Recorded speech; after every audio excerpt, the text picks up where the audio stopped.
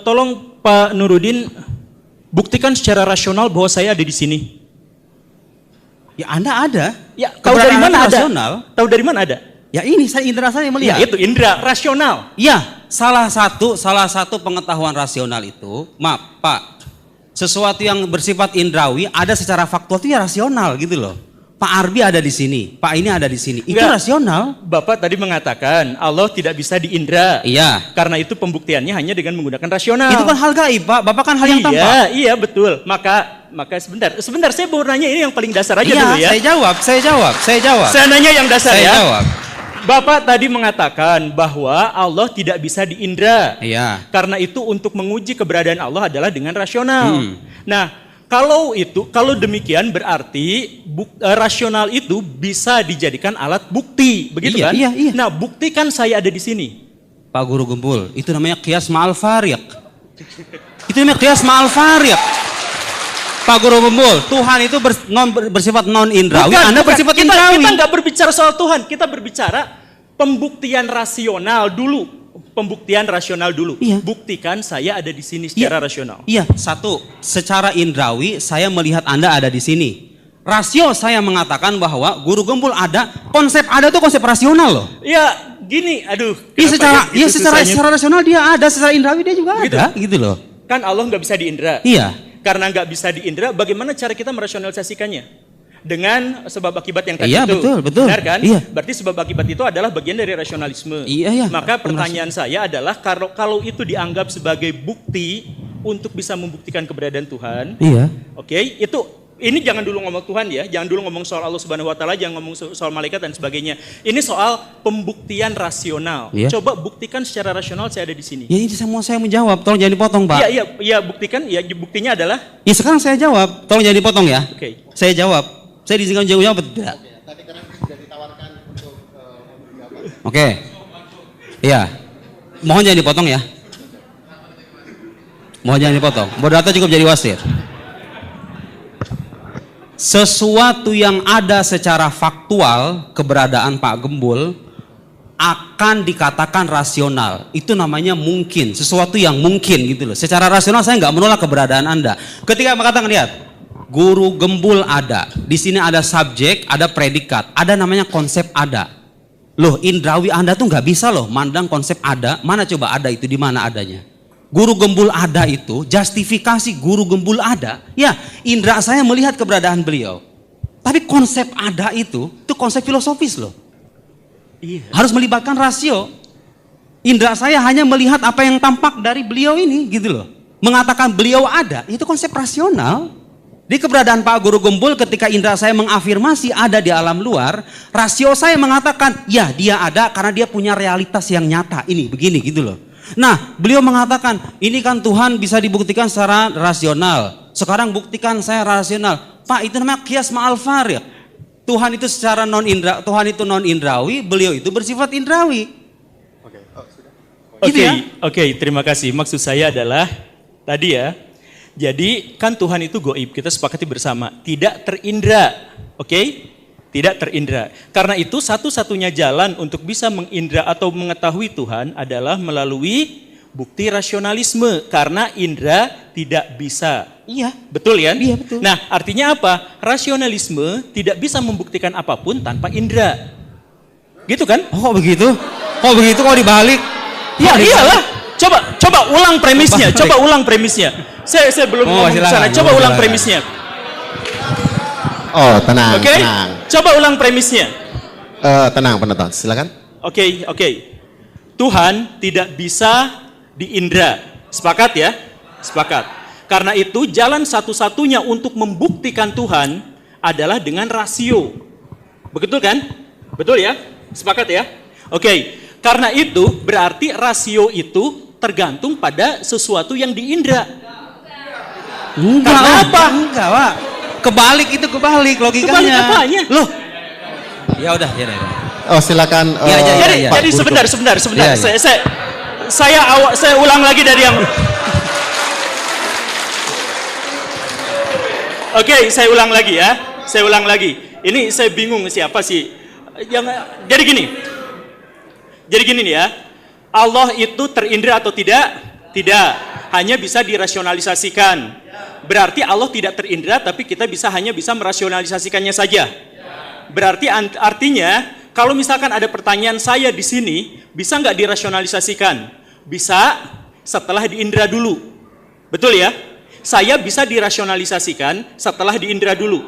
Nah, karena kelihatan. Lalu bagaimana menyusun rumus-rumus rasionalisme tanpa mengindranya dulu? Oke? Bagaimana kalau misalkan saya ulang lagi ya. Allah tidak bisa diindra. Karena itu untuk membuktikan keberadaan Allah adalah dengan rasionalisme. Betul kan? Nah, sekarang berarti pembuktian rasionalisme, sekarang saya ada di sini. Dari mana bukti saya ada di sini? Diindra dulu, baru dirasionalisasikan. Lalu bagaimana memahami Tuhan yang tidak diindra dulu tiba-tiba bisa dirasionalisasikan? Beda karena Allah itu gaib. Apa? Anda nggak punya Tuhan? Anda bukan Tuhan. Oh iya, karena saya bukan Tuhan. Oke, nggak seimbang. Bukan objek penelitiannya, tapi cara untuk mengetahui Tuhannya. Oke, caranya yang tadi saya ulang lagi, bukan saya dan bukan Tuhan. Tapi balik lagi, kenapa ya? Cara pembuktian, saya garis bawahi ya, cara pembuktian. Saya ada di sini itu pakai indera dulu. Betul ya? Betul ya? Baru pakai rasio dulu. Baru rasio kemudian. Begitu kan? Nah, kalau tidak diindra dulu, cara merasiokannya gimana?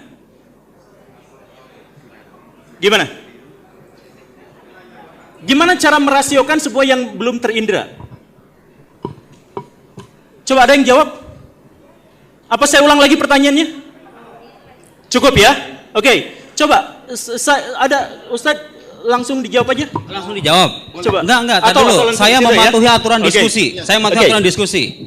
Presentasi, mohon maaf, Pak Guru Gembul. Kita diskusi ilmiah. Ya. Referensinya harus ada, argumennya harus jelas gitu loh. Oh gitu ya. Iya harus begitu dong. Ya, diskusi ilmiah harus begitu. Gak boleh asal ngomong, harus ada referensi dan argumennya. Saya sangat kecewa pada kesempatan kali ini. Kita berharap ada debat intelektual berbasis pada referensi dan argumentasi, tapi seperti Anda lihat, beliau tidak memaparkan satu referensi pun, baik dari tradisi kesarjanaan Islam maupun tradisi kesarjanaan Barat. Saya belum memaparkan semuanya hadirin. Tadi saya agak kecewa ketika beliau menyimpulkan, itu kan dasarnya teologi. Loh, saya ini baca buku filsafat, sekolah jurusan filsafat 9 tahun. Mohon maaf Pak Guru Gembul, jangan sembarangan mentang-mentang bahasa Arab terus teologi begitu. Enggak. Kitab yang saya kutip itu judulnya saudara-saudara sekalian, Falsafatuna, filsafat kami. Itu buku filsafat. Beliau bicara panjang lebar tentang kita harus memerhatikan yang lebih penting, tentang bicara ekonomi, politik. Siapa yang mengingkari sih? Kalau pembicaraan kayak gitu penting, siapa yang mengingkari? Likulli maqam maqal. Setiap makom itu ya ada perkataan yang pas. Kita lagi debat masalah ini, yang gak usah bicara panjang lebar kemana-mana gitu loh. Itulah pentingnya belajar ilmu debat saudara-saudara sekalian.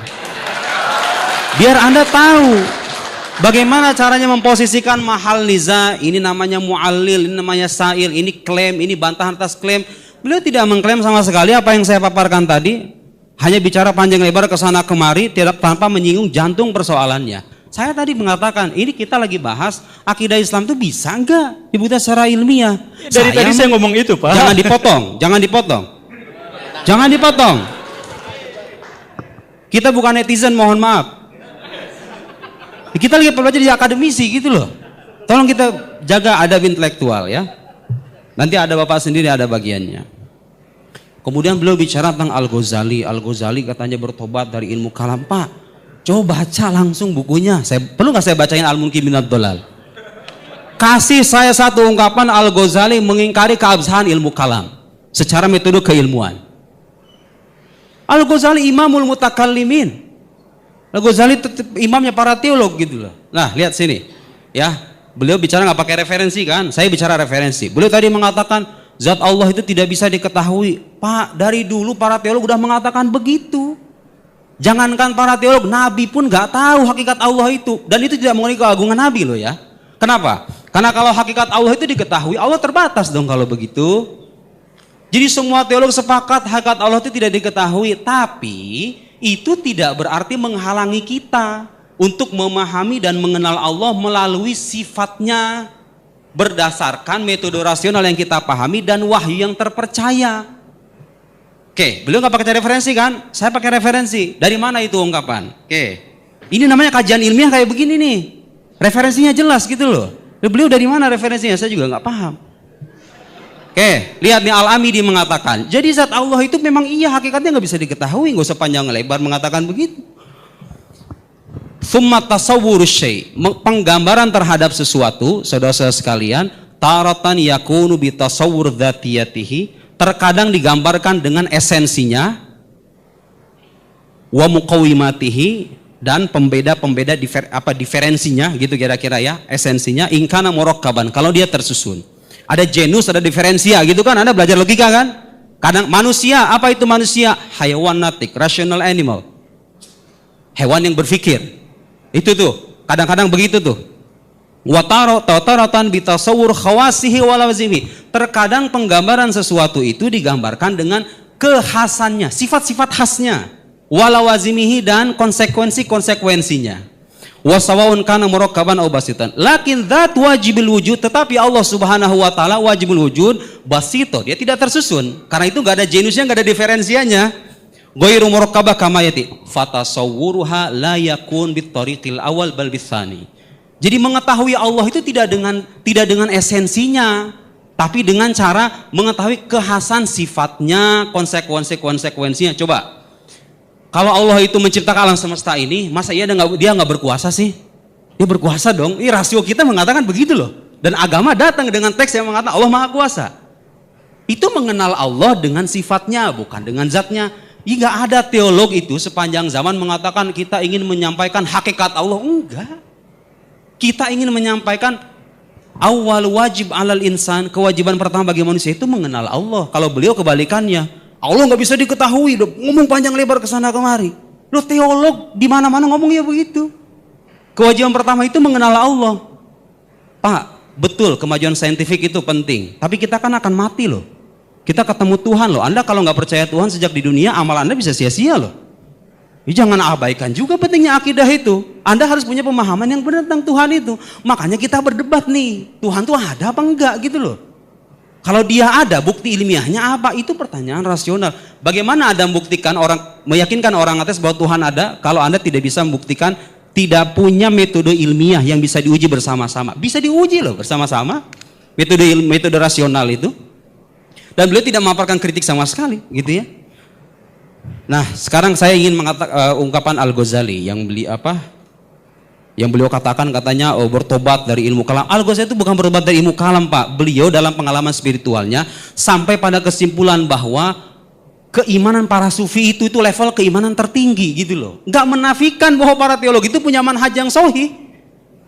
Nanti saya bacakan begini dulu kalau saya punya waktu.